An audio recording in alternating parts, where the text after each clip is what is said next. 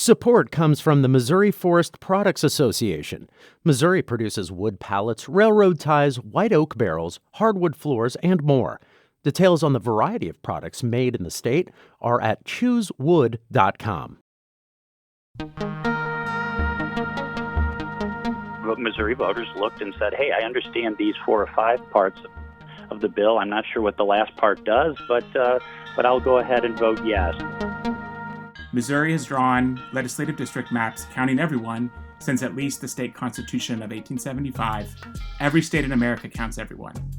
But Amendment 3 seeks to change that and use this vague, confusing language about maps shall be drawn on the basis of one person, one vote. As it always is, the courts always end up, someone's always unhappy when district lines are drawn. And that might be why we're talking about all of this again. 2 years after voters thought they'd settled the question of how redistricting is handled in Missouri. Welcome to St. Louis on the Air. I'm Sarah Fensky.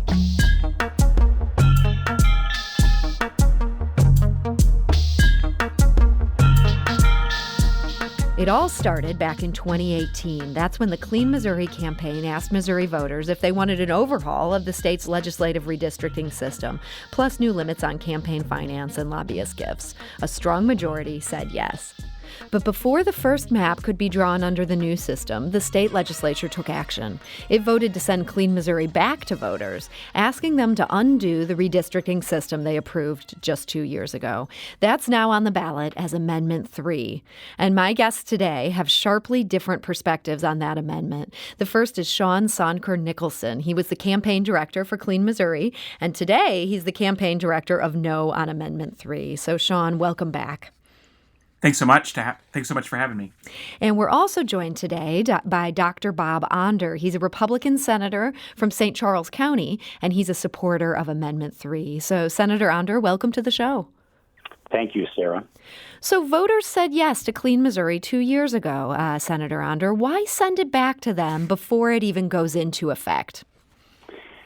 Yes, Sarah, the background of Amendment 3 is that in 2018, Missouri voters were presented with a ballot initiative and a number of ethics reforms that they wholeheartedly supported and understood, limiting lobbyist gifts, campaign finance limits, ending the revolving door between legislating and lobbying, and a very arcane, very odd way of drawing legislative districts that included weird things like formulas about partisan electoral performance and wasted votes. And that redistricting scheme is what out-of-state special interests and dark money groups wanted, and they spent millions of dollars to essentially buy a constitutional amendment. And the fact is, polling right before the election showed only 36% of Missouri voters understood and supported the redistricting part of Clean Missouri. But voters supported the rest of it, and they understood it, and they passed it by a large margin. Now, with Amendment 3, what Missouri voters will do is they will have the opportunity to do more ethics reform, to ban lobbyist gifts altogether, to further limit campaign contributions, and at the same time restore a fair redistricting process with districts drawn by a truly independent, bipartisan citizens committee and incorporating the principles of one person, one vote, drawing compact and contiguous districts, and keeping counties and cities and communities intact. If Missouri voters want to have true ethics reform and they want to continue to have a say in who represents them in Jeff City, they should vote yes on Amendment 3. Sean, I want to get your response to that. Basically, Dr. Onder is saying that people didn't know what they were voting on when they approved the redistricting part of it, that we were on board for the lobbying. We wanted to crack down on lobbyists. We wanted to reform campaign finance, but we didn't really know what we were getting into with the rest. What would you say to that? Yeah, so the very first bullet on every single petition that was circulated for 2 years said that this is about redistricting. The very first bullet on every single ballot in November 2018 said that this is about redistricting. And voters approved those redistricting reforms by a 2-to-1 margin because it was good policy that was vetted and had bipartisan support from around the state. I was actually in your studio 2 years ago with Senators Rob Shaw, Senator Jim Lemke, Republican reformers. And we went, as part of that 2-year campaign, to anyone who would listen, section by section, line by line, and we talked about all of the different ways that the redistricting reforms in the Clean Missouri Amendment put voters first and made sure that we could hold our politicians accountable. Senator Onder, Sean has a good point. This wasn't a stealth campaign. We knew this redistricting stuff was part of what we were voting for, even if we weren't paying attention to the details. Well, sure. I mean, polling right before the election showed that anywhere from 75 to 82% of the ethics reform parts of the plan were very wholeheartedly approved by voters. In fact, I personally do not take lobbyist gifts, and I've fought to ban lobbyist gifts for a long time. With Amendment 3, Missourians will have the opportunity to ban lobbyist gifts altogether. But but fewer than 40% of Missouri voters understood and supported the redistricting part. And really, I think Missouri voters looked and said, "Hey, I understand these 4 or 5 parts of the bill. I'm not sure what the last part does, but I'll go ahead and vote yes." That's many times how people make these decisions on these referenda. And of course, the anti Clean Missouri Amendment folks spent about $200,000.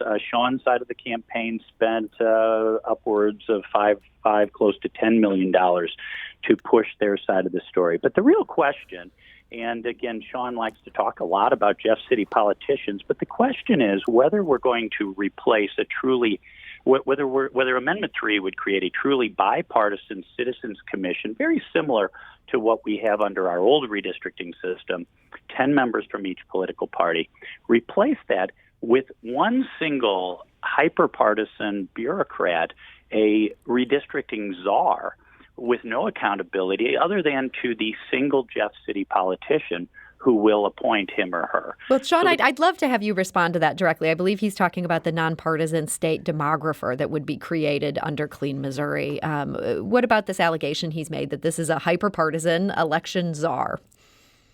A redistricting czar, sorry. Yeah, so 2 things I'd say. One, the demographer exists in a multi-part process where the demographer prepares draft plans and presents them to commissions that existed before Clean Missouri, existed after Clean Missouri passed. It's a multi-step process with checks and balances. To the specific idea that one person picks it, even other champions of Amendment 3 have moved on from this always false talking point.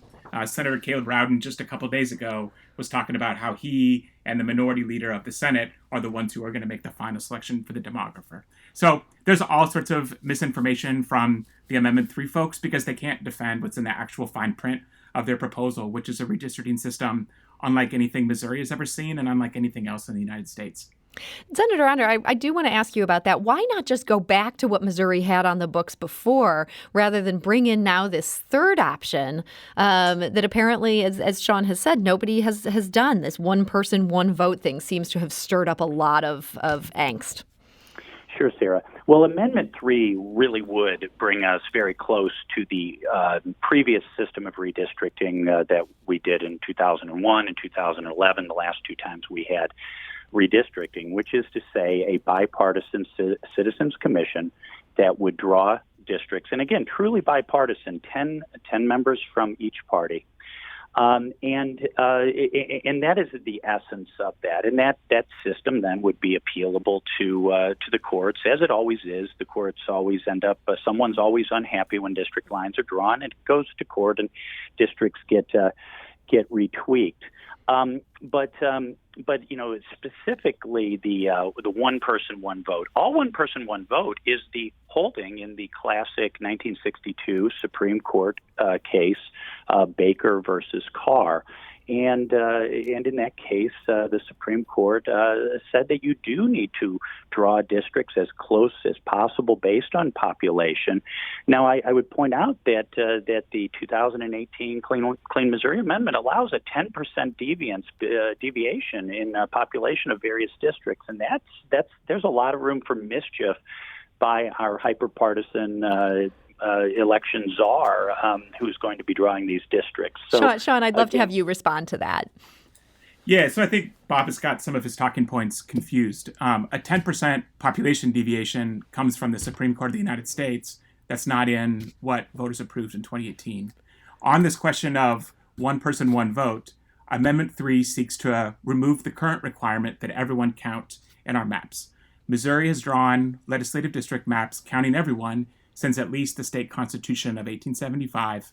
Every state in America counts everyone. But Amendment 3 seeks to change that and use this vague, confusing language about maps shall be drawn on the basis of one person, one vote. The sponsor of Amendment 3, the Attorney General's office, when defending the sponsor of Amendment 3, was asked, what does this mean? And they were both clear that they are trying to draw maps based on the eligible voter population of the state, not the total population. And the difference is that children don't vote. Immigrants many times don't have voting rights. Exactly. So there are 1.5 million Missourians who are not eligible to vote, almost all of whom are kids who just happen to have not turned 18 yet. Senator Onder, why would that be a better standard to not count kids and... Yeah, Sarah, I need to respond to that. Sarah, that is absolutely untrue. I've heard this ridiculous claim by Sean and by other anti-Amendment 3 activists that somehow Amendment 3 would say we don't count children. He is right that we have always counted population, including children, and that under the old redistricting system, which Amendment 3 is really more or less returning us to, we would count children. There's nothing about one person, one vote that says we will now count children. But what this mandate in the 2018 amendment about total population would mandate is that we would count illegal immigrants in drawing maps, and this is inappropriate. Now, regarding the sponsor of Amendment 3, that would be Tony Luetkemeyer, my fellow state senator. I spoke to him as recently this morning, and that is not true at all. There is absolutely nothing in Amendment 3 that says we would only count registered voters. So you're saying his sole concern here is illegal immigrants, and he put that phrasing in there in order to make sure they weren't counted? No, Sarah, honestly, under the new system, we could count illegal immigrants, but what I'm saying is Amendment 3 mandates that we count illegal immigrants. One person, one vote just codifies the Baker versus Carr standard of one person, one vote. And Sean is right about the 10% variance is a federal standard, but Amendment 3 says we can only have a 3% variation between districts, which I think is a much better standard. 10%, there's a lot of leeway, especially with this hyper-partisan redistricting bureaucrat that Sean would have draw our districts. Senator Onder, I did want to ask you about one thing. Amendment 3 stresses compactness of districts over competitiveness. Yeah. How is competitiveness not a good goal when it comes to coming up with these districts? Yeah, well, that's a really good question. So the competitiveness idea, I reject this idea that every legislative district in our state should be gerrymandered so that we can ensure that every race is more competitive. Here's the thing. In St. Louis City and Kansas City, voters overwhelmingly elect African-American Democrats. In Southwest Missouri, voters overwhelmingly elect conservative Republicans. This is who those communities want to represent them. So the idea that it's a good thing to take a chunk of North St. Louis City, for instance, and draw some bizarre-shaped district and merge it with a piece of Lincoln County or St. Charles or Jefferson or Franklin County to achieve a more competitive election is just not good for the people of that district, either the people in North St. Louis or the people in Jefferson County. Sean, I'd like to hear your response to that. Yeah, so this is just made up. An analysis of the voter-approved rules shows that about 20% of seats under voter-approved reforms will be competitive. The rest will lean Democratic. The rest will lean Republican. This can all be done without crazy shapes. And because of this, because it encourages competitiveness and accountability to voters, that's why the voter-approved reforms passed with such overwhelming bipartisan margin. You feel that we've said we want competitive districts, even if Senator Onder does not.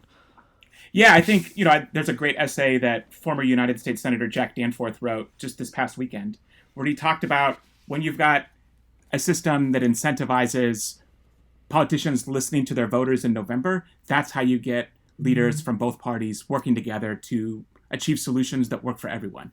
And that is why you've got everyone from Jack Danforth to the AARP to the NAACP all coming together to say no on Amendment 3.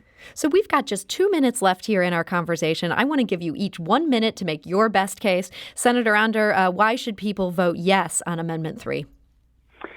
So, Sarah, yes, the Amendment 3 will give Missouri voters the opportunity to do more ethics reform, just like they did in 2018, to ban lobbyist gifts altogether, to further limit campaign contributions, and at the same time to restore a fair redistricting process with districts drawn not by a hyper-partisan government bureaucrat, a czar, but by a truly independent bipartisan citizens commission, incorporating the principle of one person, one vote, drawing compact and contiguous districts that keep counties and cities and communities of interest intact.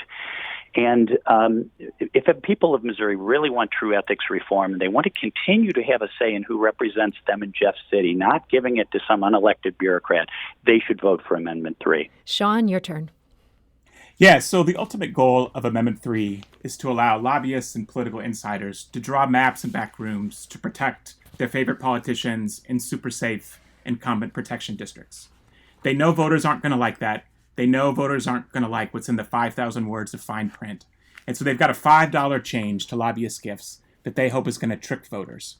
But voters can see through that. They can see through that tell to know that this is about protecting politicians.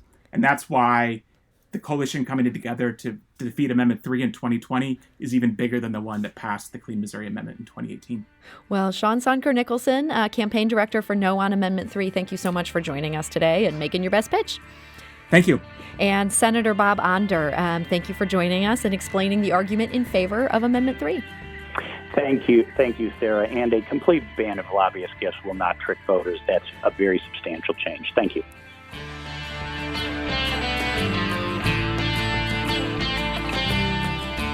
Do you find yourself regularly listening to episodes of St. Louis on the Air? Suggest us to a friend you think might enjoy our conversations. And leave us a review and rating on Apple Podcasts on the App Store. It's the simplest way to help people discover our show. Thanks.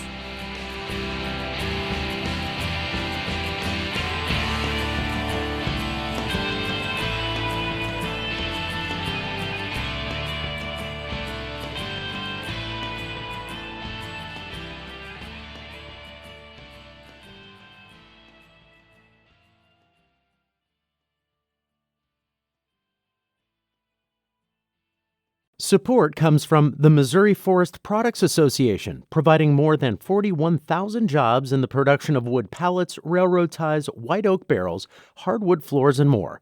Details at choosewood.com.